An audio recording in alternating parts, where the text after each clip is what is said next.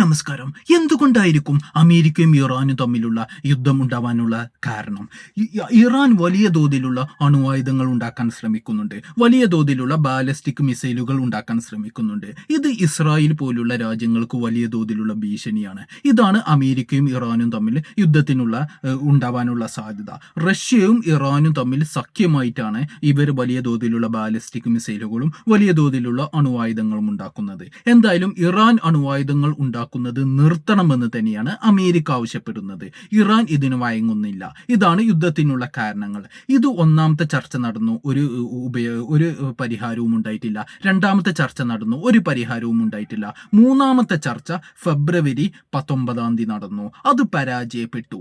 ഇത് പരാജയപ്പെട്ടതോടുകൂടി അമേരിക്കയുടെ അതിശക്തമായിട്ടുള്ള USS Gerard Ford എന്ന് പറയുന്ന കപ്പൽ, ഇത് ലോകത്തിലെ ഏറ്റവും വലിയ കപ്പലാണ്. ഏകദേശം 337 മീറ്ററാണ് ഈ കപ്പലിന്റെ നീളം.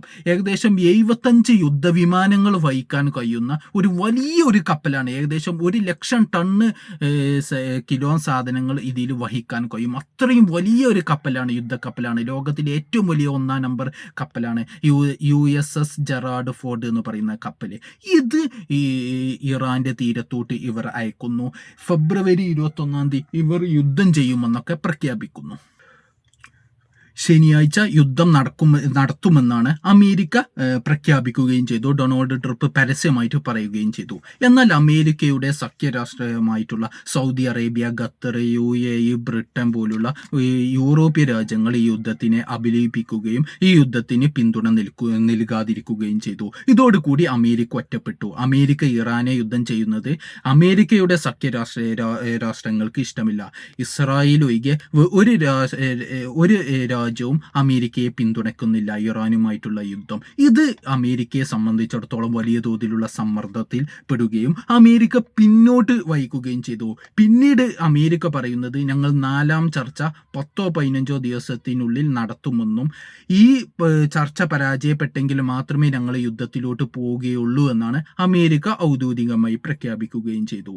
എന്തായാലും ഇനി 4-ാമത്തെ ചർച്ച പരാജയപ്പെടുകയും അമേരിക്കയും ഇറാനും തമ്മിൽ യുദ്ധം നടന്നാൽ എന്തായിരിക്കും സംഭവിക്കുക? അമേരിക്കയും ഇറാനും തമ്മിൽ ഒരു യുദ്ധം നടക്കുകയാണ് എന്നുണ്ടെങ്കിൽ ചൈനയും റഷ്യയും വലിയ തോതിൽ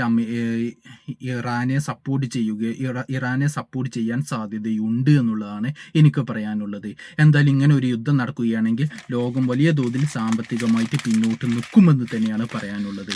എന്തായാലും ഇറാനും അമേരിക്കയും തമ്മിൽ ഒരു യുദ്ധം നടക്കുകയാണെന്നുണ്ടെങ്കിൽ വിജയസാധ്യത അമേരിക്കയ്ക്കാണ് എന്നുണ്ടെങ്കിലും അമേരിക്കയ്ക്ക് മറ്റുള്ള രാജ്യങ്ങൾ, അമേരിക്കയുടെ സഖ്യരാഷ്ട്രമായിട്ടുള്ള സൗദി അറേബ്യ, ഖത്തർ പോലുള്ള ബ്രിട്ടന്, ജർമ്മനി, ഫ്രാൻസ് പോലുള്ള രാജ്യങ്ങൾക്കുള്ള പിന്തുണ അമേരിക്കക്ക് കുറയും. അത് അമേരിക്കയെ സാമ്പത്തികമായിട്ട് പിന്നോട്ട് വഹിക്കാനും സാധ്യതയുണ്ട്.